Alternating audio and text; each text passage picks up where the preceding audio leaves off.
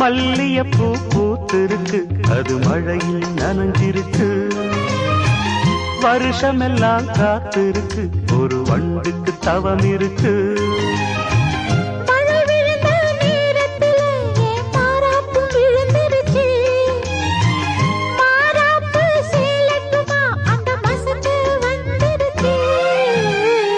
மல்லியப்பூ பூத்திருக்கு, அது மழையில் நனைஞ்சிருக்கு.